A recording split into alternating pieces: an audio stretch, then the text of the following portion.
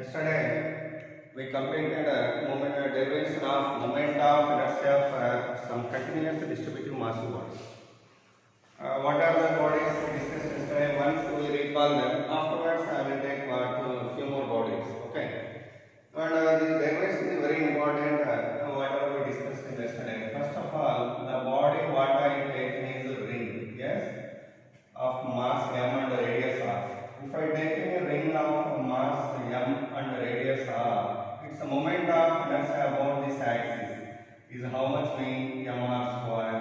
That yesterday you seen that derivation also. Okay. Come to second one, disk. Circular disk. For this disk of mass m and radius r, it is a disk. Okay.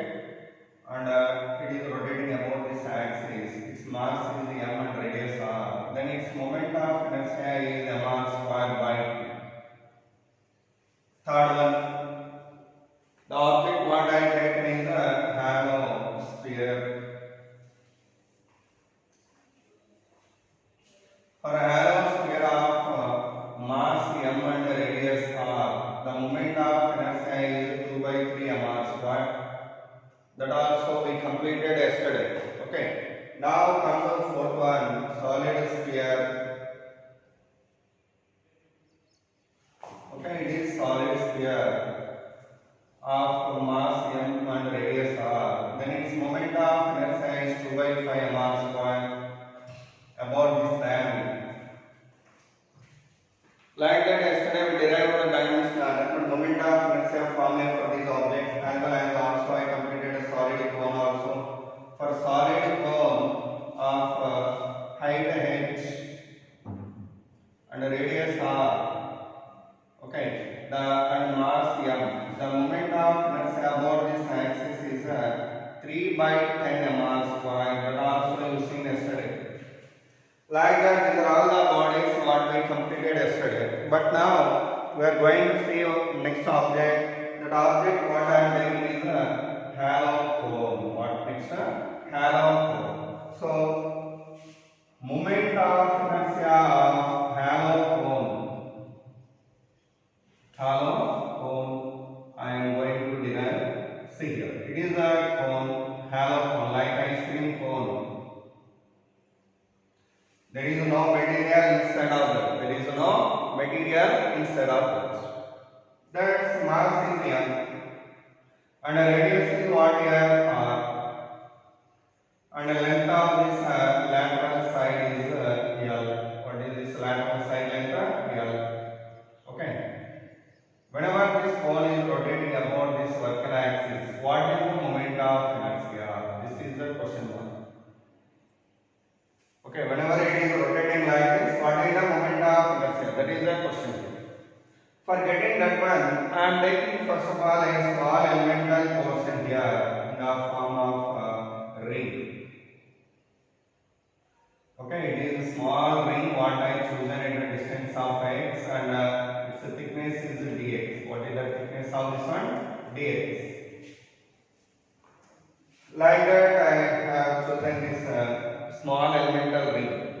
Okay, one more thing. Before going into the derivation of mass of that elemental ring, what is the actually surface area of the hollow cone? Hollow cone means it is a two-dimensional object. It is having only surface area.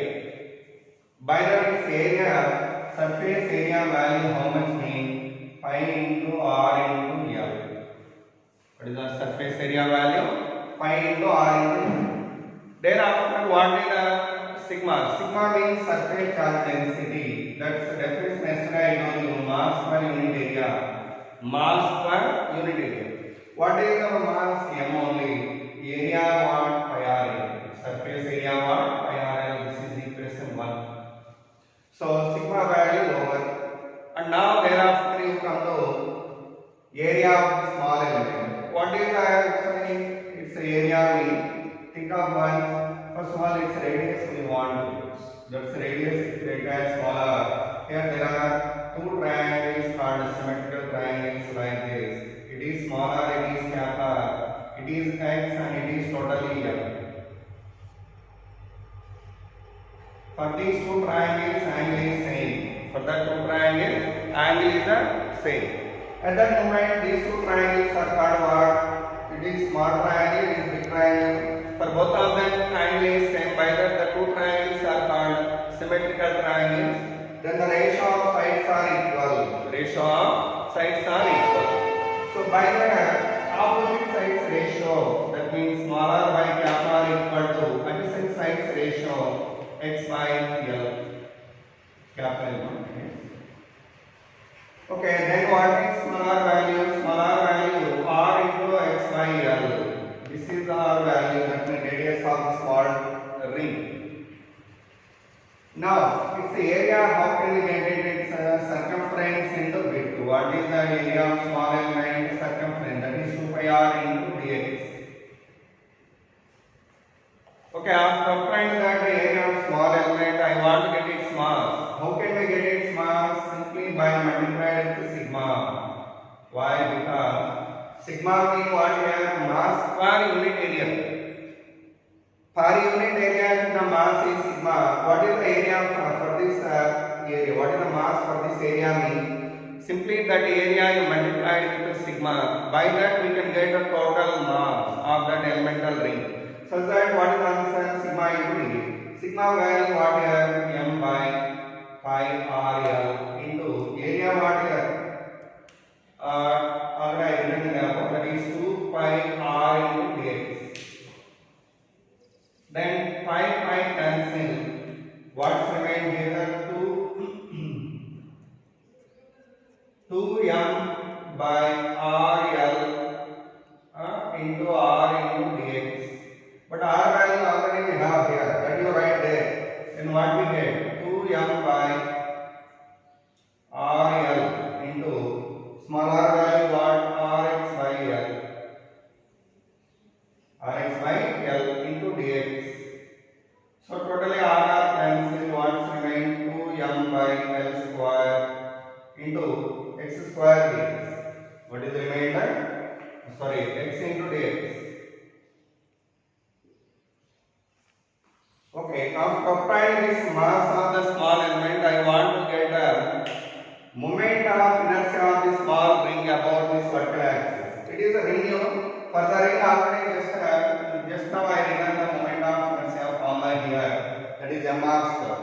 So for this small ring, what is the actual mass? Dm. What is the mass of this one? Dm. Already we found it. That value also written there. And what is the radius? Smaller. Then what is the moment of inertia for that? Di equal to dm into r square. Dm into r square. Okay. What is actually dm value in the above? That is 2m by L square into x into dx into what is the actually r value? Rx by L. That is written here in the place of r square x square by L square we are getting. What we can get here? R square x square by L square we are getting. Now here what are made here? What is constant here? 2n r square by L power 4 into x cube into dx. That is the moment of inertia of the small ring. But I want to get a moment of inertia for the whole cone. For that one, I am going to integrate this one with the limits of x. X value varying from x value varying from 0 to capital L. For covering the total cone, the x value changing from 0 to L. By the limits of whatever here means 0 to L. Then what answer means 2m r square by L power 4 into integral x cube d cube mean what? X power 4 by 4. That means L power 4 by 4. Such that L power 4 cancel. 2 2 that cancel. Finally the answer is mr square by 2. So this is the answer for this. Okay. That is the moment of inertia for hollow cone that I am adding here. So for hollow cone of mass m and radius r, its radius, base radius is what here? R. For this one, the moment of inertia is simply mr square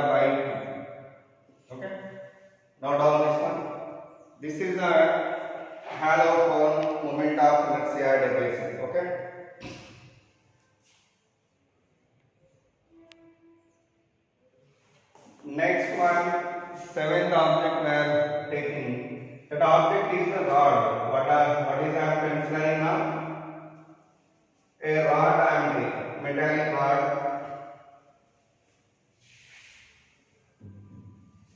A thin rod of mass m and length L I am considering now.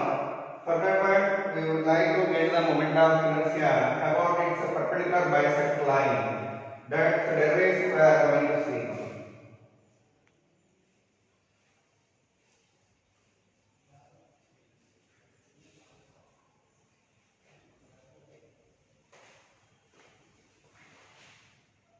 So next object what I am taking is moment of inertia of a thin rod.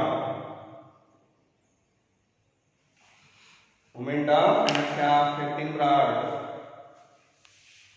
about its perpendicular bisector.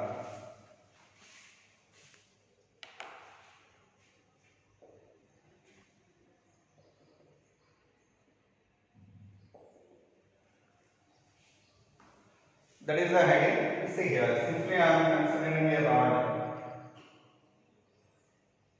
thin rod of mass m and length L.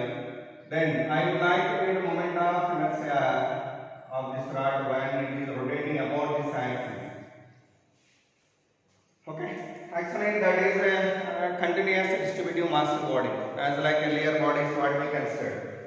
So for this one, how can we get a moment of inertia? Mean first by written, it's a linear mass density. Why? Because it is one-dimensional object. What it is a one-dimensional object. One-dimensional objects are possessing only linear density. That is a lambda. That value is m by L. That is equation 1. For two-dimensional object, there is surface mass density. For three-dimensional object, volume mass density will be existed. Do remember?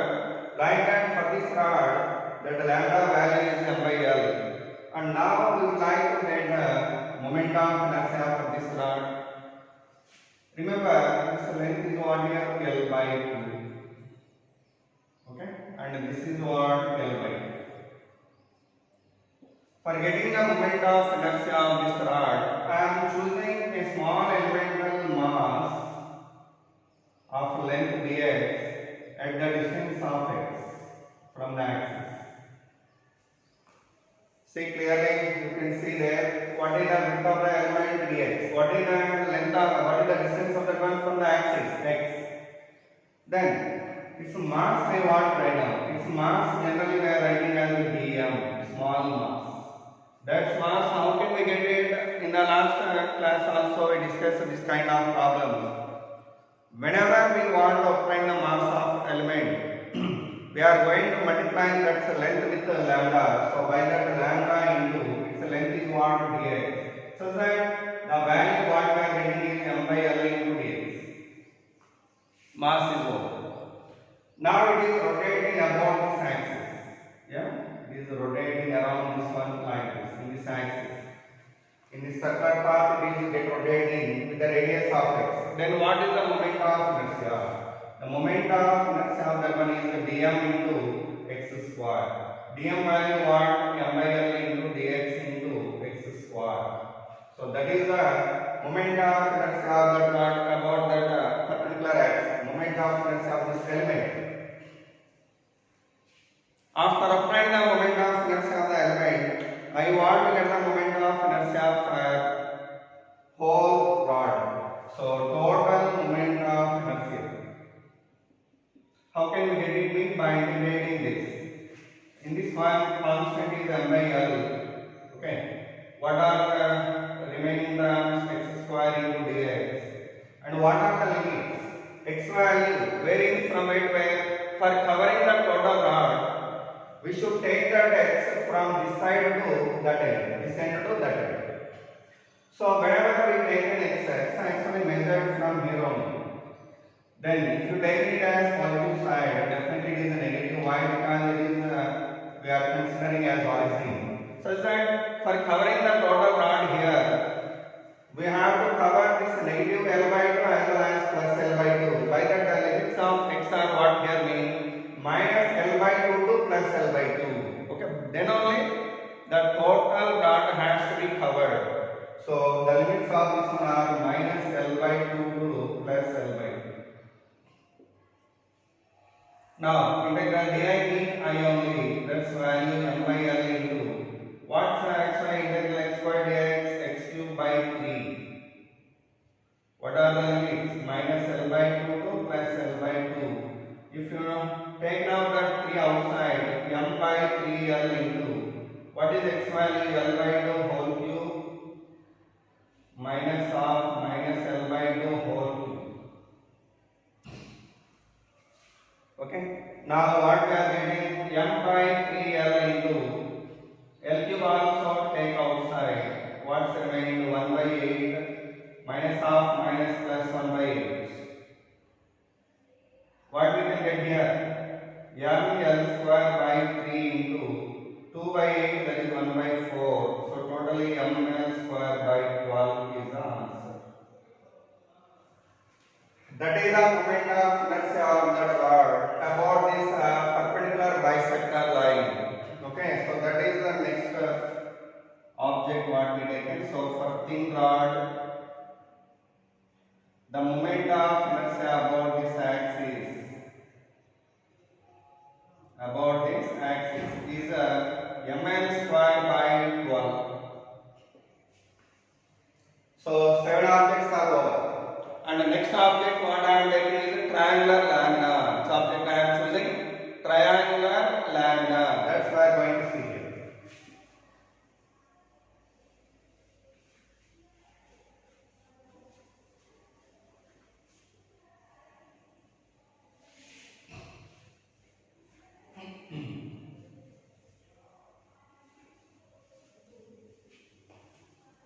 So the moment of inertia of triangular lambda. What is the meaning of lambda? A plate. Okay. So moment of inertia of a triangular lambda.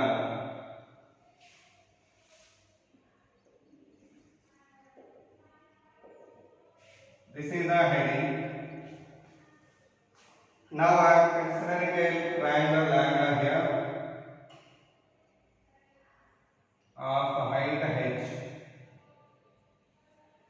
Total height of this one what here? H. And what is the breadth of this one? B. Okay, it is a plate. Two-dimensional object. Height of this one what? H. Breadth of this one is B. And mass of bottom base length is B. Sorry, B mean what here? Base length. Height is what? H. And its mass is M. Already I told you this is two-dimensional object. For two-dimensional object, surface density we are going to write first here. That surface mass density means mass per unit surface area. Mass per unit surface area. Mass by what is the area of that one then? Half into base into height. That means 2m by bh. Actually, now I would like to get its moment of inertia whenever it is rotating about this axis passing parallel to the base. See here, what is the moment of inertia when it's rotating around this axis? Like this. Whenever it is rotating like this, what is the moment of inertia of the lambda that I want to get? But as I told earlier, this is also continuous distributing mass body. For all these kind of bodies, what we have to do means we are selecting small elemental area. So small elemental area I am choosing here.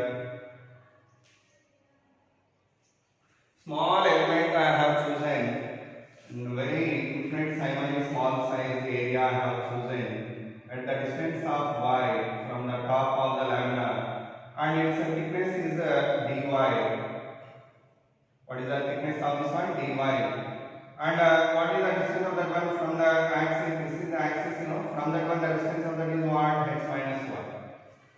Now, after choosing that small elemental area, its mass area I want to write down. How can we write area of that one? Area of the element equal to, simply if you observe this one, it is almost in rectangular shape, What is the area of the rectangle? Length into breadth. What is the length here? That value we want to fix. So it's a length we don't know. That I am writing as small l. How can we get it mean? Simply from these two triangles. The two triangles, small triangle and big triangle, both are called symmetrical triangles due to of having same angle for both, a common angle for both. For symmetrical triangle or symmetrical triangles, the ratio of sides are equal. Ratio of sides are equal. By that opposite sides ratio equal to adjacent sides ratio. What is the opposite sides ratio? L by B equal to adjacent side of this one y and for this one totally what h. Okay. So if you let like that, what is the y value here from this? Y is equal to actually here y value you have to choose from this one you let it as y naught, sorry.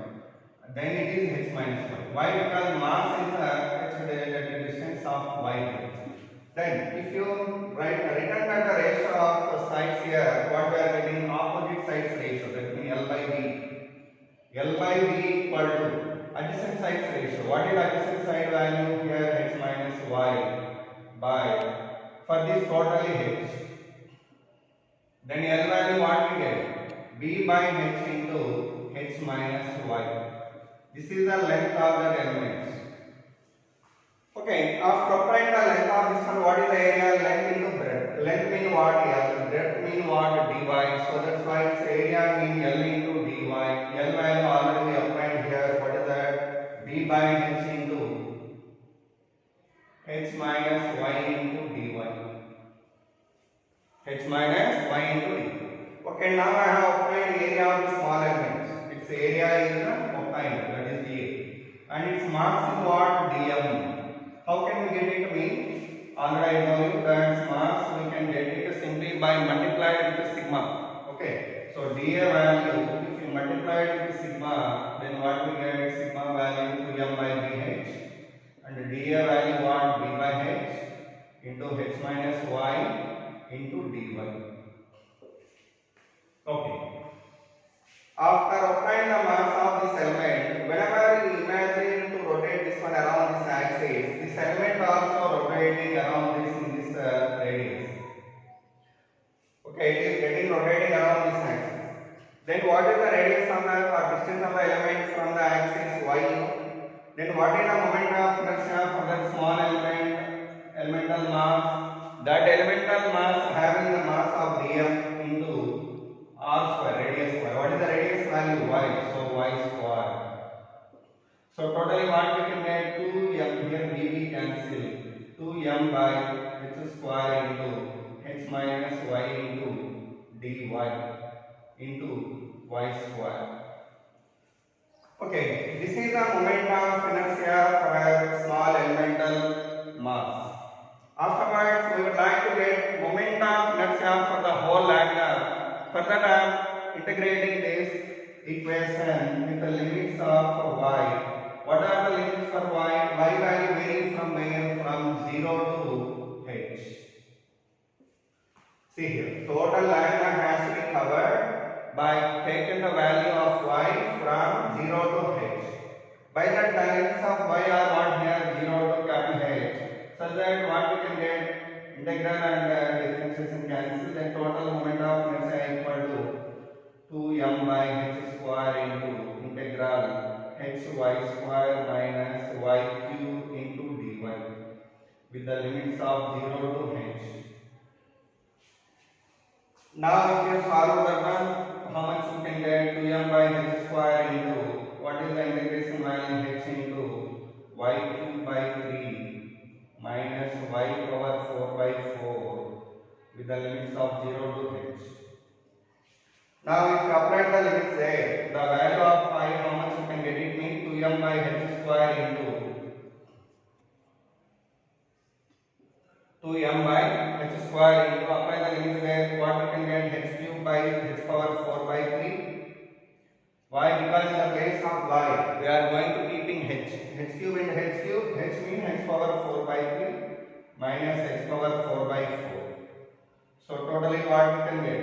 2m by h square into what we have then? H power 4 by 4. How much we are getting? 2m. H power 4 common. Then what we are getting? 1 by 3 minus 1 by 4, 12. That is 4 minus 3. That's so what we are getting? 2m h square into 1 by 12. That means m h square by 6. This is the answer.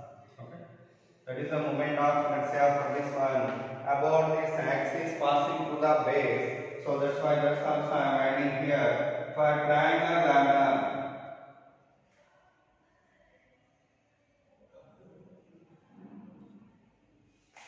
the moment of inertia about this base, whenever it having the height of h and mass m, is simply m h square by 6. What is that? M h square by 6. These are the objects till now we completed. The next object what I am taking is hollow cylinder and solid cylinder are remain. Those are also will complete now. So next object what I am considering is hollow cylinder. What next? Hollow cylinder. Moment of inertia of hollow cylinder.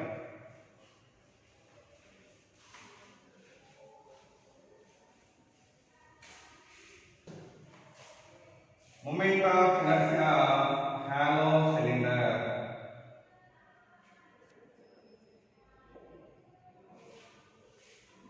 A hollow cylinder nothing but a pipe like this with open ends without any material inside of the cylinder. If you consider an object, that object is called a hollow cylinder. Its mass is m and the radius is r. What is the mass here? M and the radius is what? R.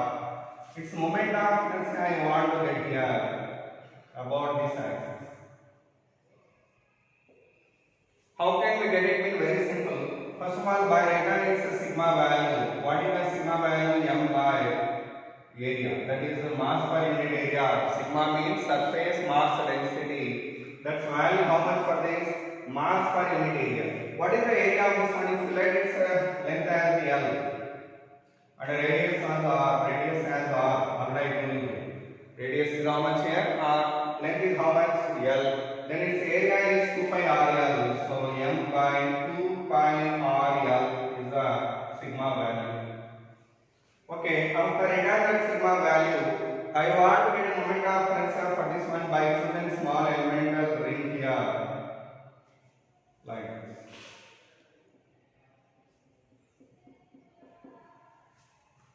That's thickness is the dx. That's the thickness is what? Dx. That was chosen at the distance of x here. Okay, and its radius is r only. What is the radius of this one? R. Then what is its area? That area is 2 pi r into dx.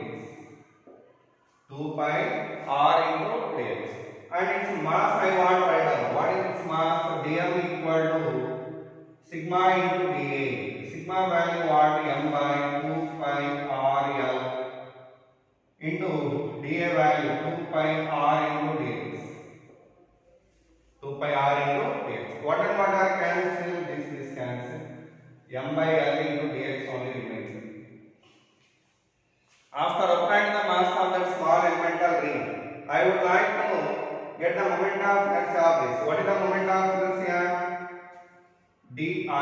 For the ring, what is the moment of inertia formula? I written here, mr square. According to that moment of inertia is dm into r square. That means m by L into r square into dx.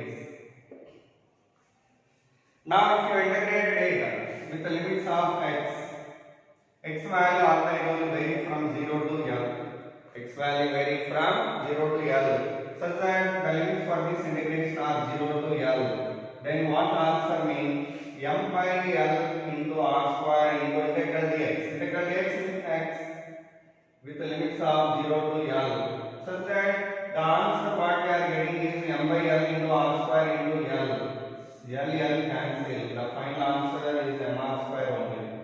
This is the moment of inertia for hollow cylinder.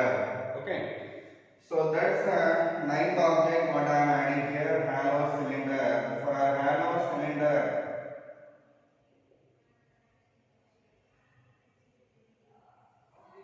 the moment of inertia about this axis is simply mr square. You remember? That is the moment of inertia for hollow cylinder. Next, the moment of inertia for solid cylinder.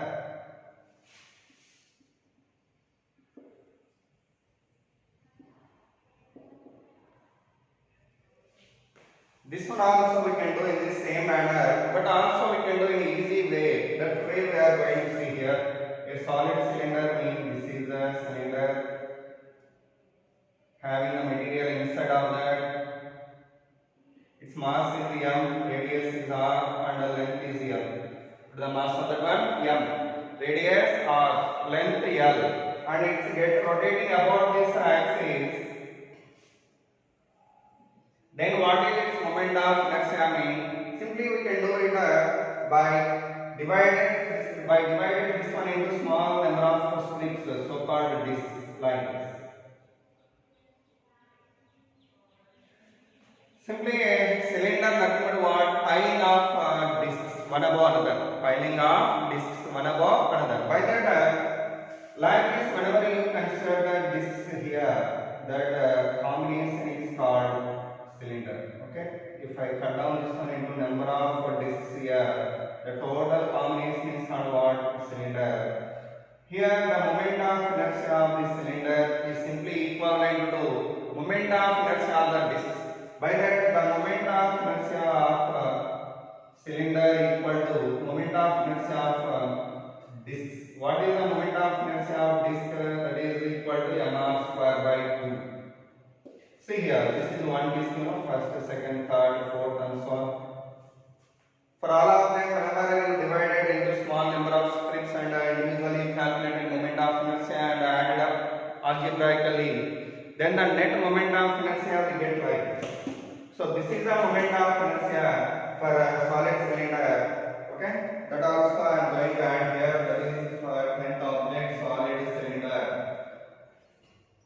Inertia for solid cylinder. Maximum apart all types of continuous distributive mass bodies we have completed. And next, an important theories of this chapter we are going to discuss. That is called parallel axis theorem and perpendicular axis theorem. Those are theories of theorems of moment of inertia. Those we are going to discuss. With the help of the theorems, we would like to get moment of inertia about different axes for same object. So that's why it's very important to know the theorems. What are the theorems and the proofs of them we are going to discuss here.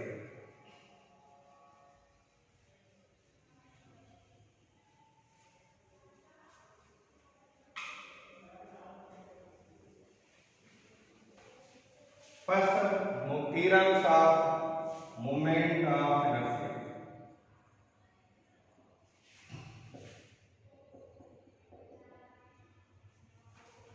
The first theorem of moment of inertia is perpendicular axis theorem. Perpendicular axis theorem.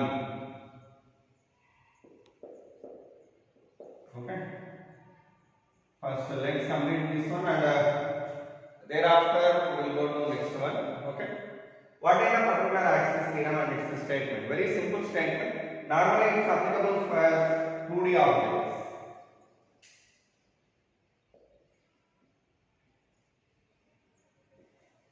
Okay. For 2D objects only, we can apply this perpendicular axis theorem. What does that mean? If you consider a lamina. A lambda means two-dimensional object, planar object of mass m. What is the mass of that one? M. For this one, I would like to get the moment of inertia about an axis passing through a point perpendicularly to the plane of this. see here, I would like to get moment of inertia about this axis. There I put actually cross here. Cross meaning what? Inward. Cross meaning what? Inward. Dot meaning what? Outward. Do remember? This is the notion we are following throughout physics. Okay, in the diagrams.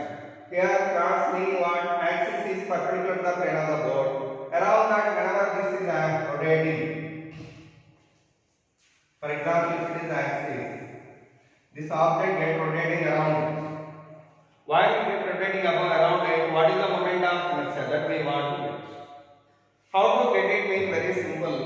That we can get by imagine two more axes perpendicularly to the same point. This is one axis I took. This is another axis, so called y axis. This is x axis, and this axis is z axis. You know that I am drawing a diagram like this.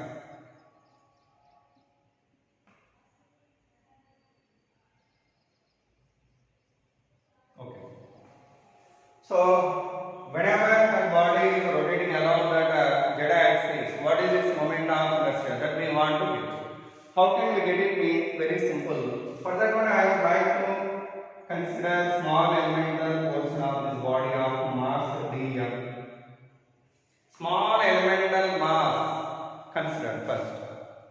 That was considered at the point of x comma y. That considered at the point of x comma y. That's mean what? The horizontal component is x and the vertical component is y. So it is x and it is y. And then what is the distance of that elemental mass from z axis? Z axis is this one here. This pen perpendicular to the plane of the board. From that one its distance is this much. So this is the distance of a particle, small elemental particle. That's the distance value is r. What is the distance value? R. Then according to Pythagoras theorem, what about r value here? R square equal to x square plus y square. That will get it as equation 1 first. R means what here? Distance of the particle from z axis. Perpendicular distance of the particle from z axis.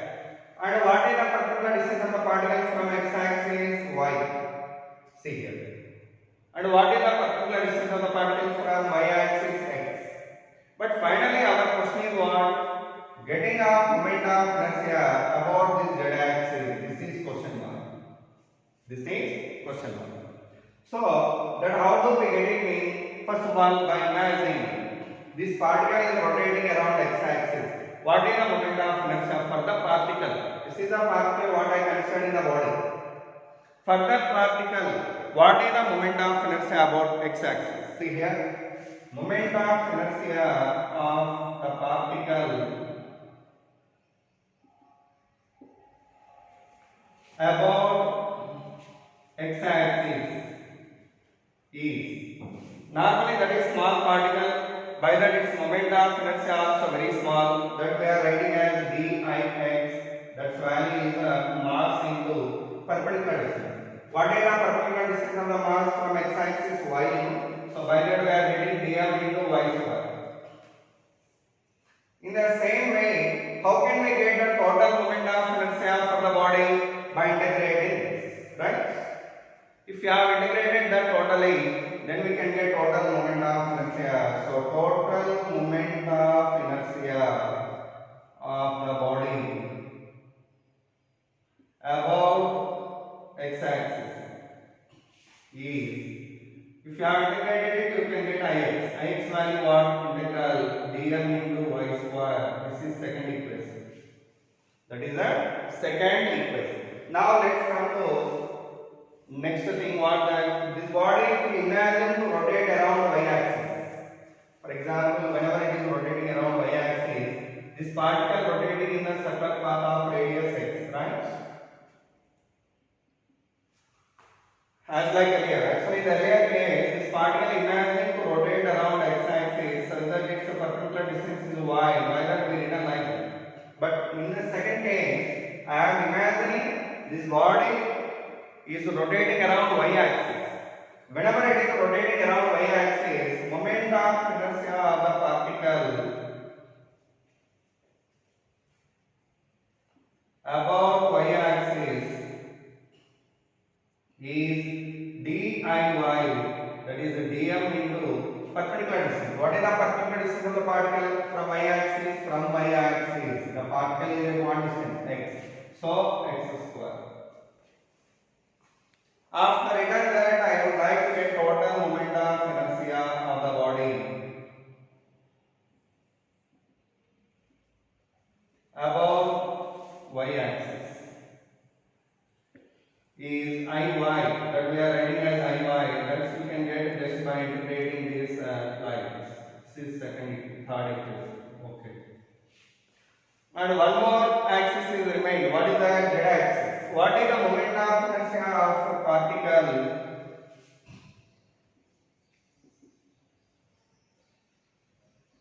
about z-axis? About z-axis is dij, that's value what dm into, already I told you that particle is at a distance of r from z-axis. By that dm into r square we are getting here. And if you want to get total moment of inertia for the body,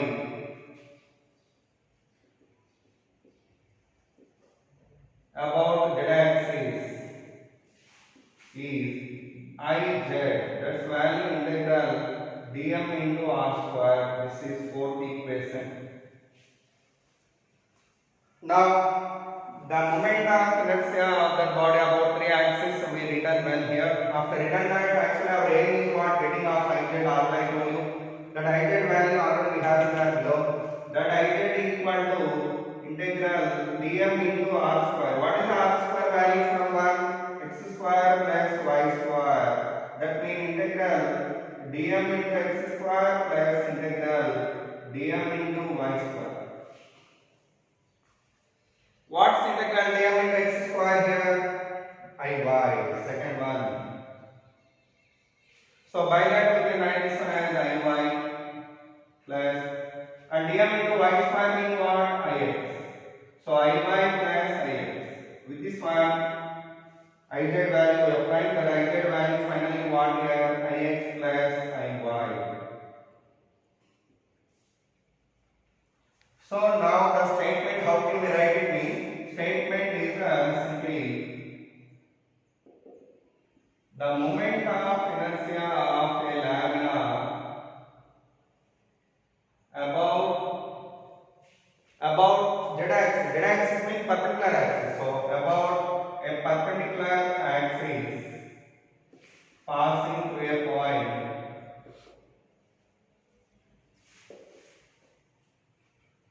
is equal to sum of Ix and Iy. What are Ix and Iy? Moment of inertia of the lamina about two perpendicular axes in the plane of the lamina. By that we can write it as equal to the sum of moment of inertia of the lamina about two perpendicular axes in the plane of the lamina. In the plane of the lamina and passing through the same point. And passing through the same point.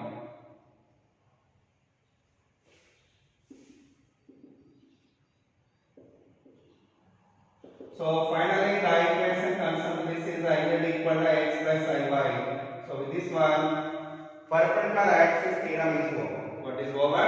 Perpendicular axis theorem over. Okay. So one of the most important theorem we have completed now, that is perpendicular axis theorem of moment of inertia is over. And thereafter we shall discuss parallel axis theorem. What next time? Parallel axis theorem. That's also will complete. See here. I hope that you noted down this one. I am rubbing this.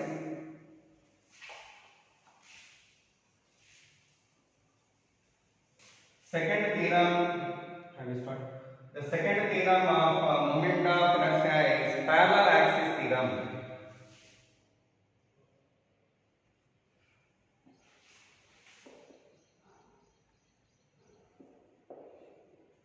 So very important theorem concerned to moment of inertia, that it is applicable for 3D bodies only.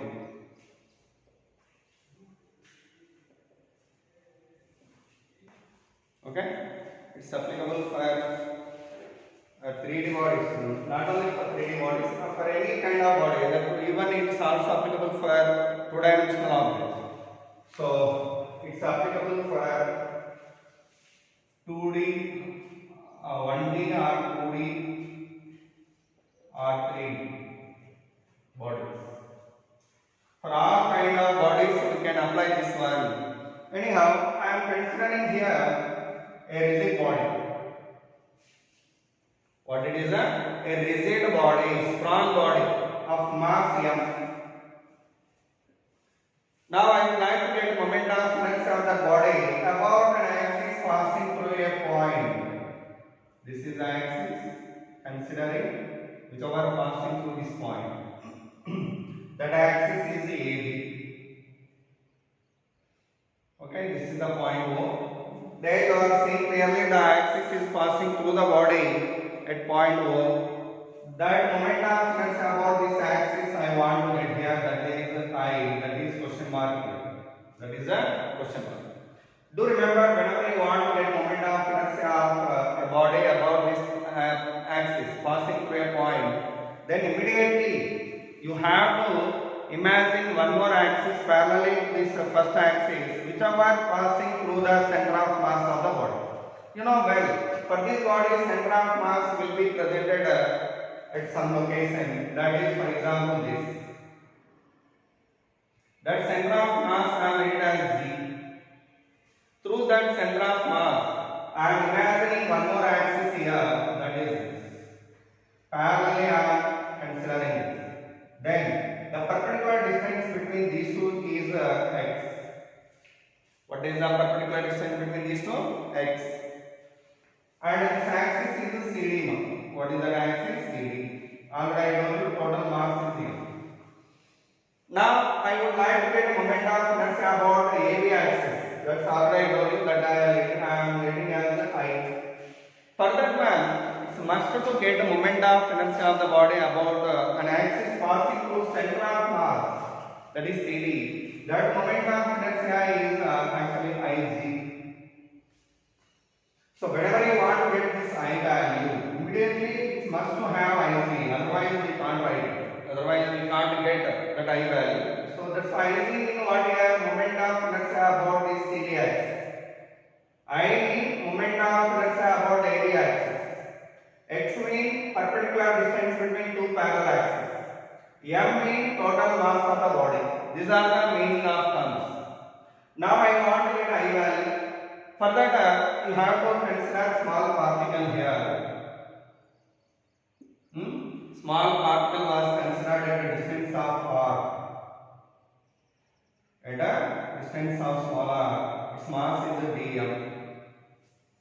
Now, first I would like to write the moment of inertia of the particle about this axis passing through center of mass. That means whenever it is imagined to rotate around this CD axis, what is its moment of inertia? See here. Moment of inertia of the particle about an axis CD is, that is small dig. Why? Because CD axis I named as G.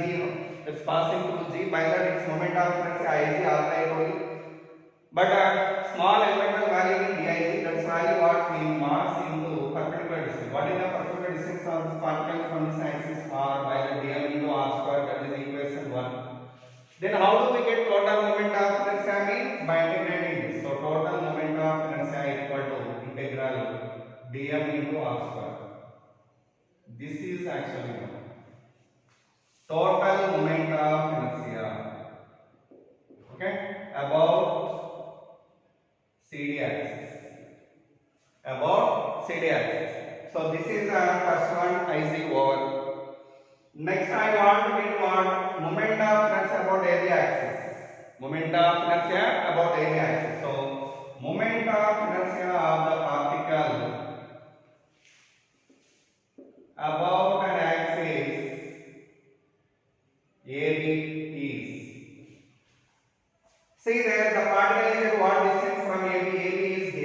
that's the distance is x plus r. Totally what? X plus r. By that, the moment of inertia is dm into x plus r whole square.